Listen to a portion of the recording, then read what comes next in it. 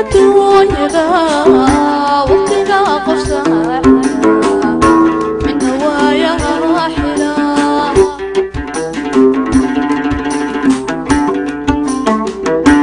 أبضع وحالي نرى الله قوايو واني يا واني kulanti wacan daawade ku soo dhawaada sheeko jacayl oo xanuun badan waxay ka dhacday magaalada Hargeysa haddii aad hore u aamintay in Qays iyo Layla ay u geeriyoodeen jacayl dartiis maxaa diidayo in noolo kale oo naftiisa ku waayo jacayl sheekadan ayaa waxay dhex mari doontaa gabar iyo wiil ku kala noolaa magaalooyinka Hargeysa iyo Nairobi inkastoo ay magaalooyinku yihiin labo ka mid ah qaaradda Afrika haddana waa la kala fogaa oo midba meel ayuu ku xiray waayaha adduunyada aan guda galno daawadayaal sheekada aslanba qiimaha shay waliba waxa uu ku xidhan yahay inta uu ku jiro ee aad heli karto haddii aad heshidna ma badna muhiimadiisa jacaylkuba waxaa la sheegaa marka uu ugu daran yahay in ay tahay kolka labada qof ay kala fogaadaan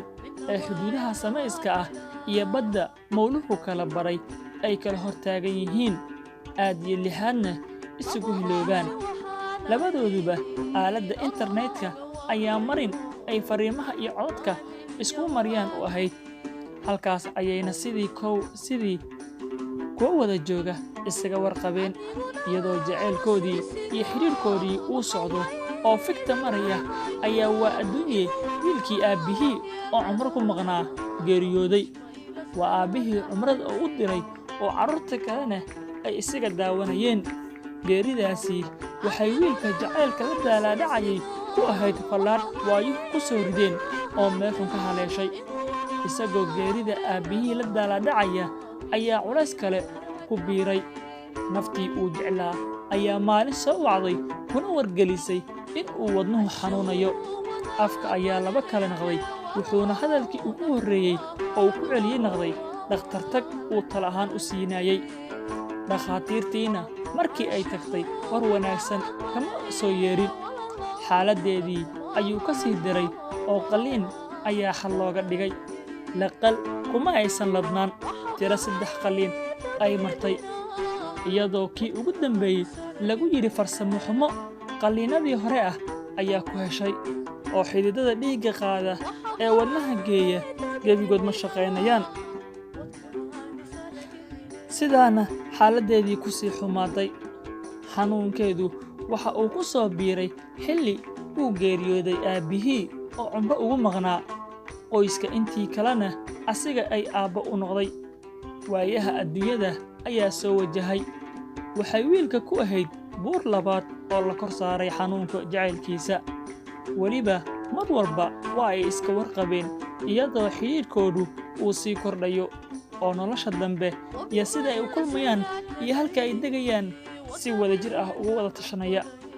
muddo waxay sidaasi ku jiraan oo marba iska warhayaan iyagoo xanuun la taalaadhacaya naftiisuna uusan aad u badqabin ayaa war naxdin leh u soo yeeray maalintii dambe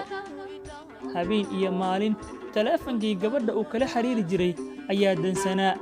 ama kaag ayuu afka qaaday waxaana maalintii labaad suurto gashay in taleefankii uu dhaco waxaa ka qabatay gabar yariis ma aysan hubsan ee waxay ku jawaabtay heblo way dhimatay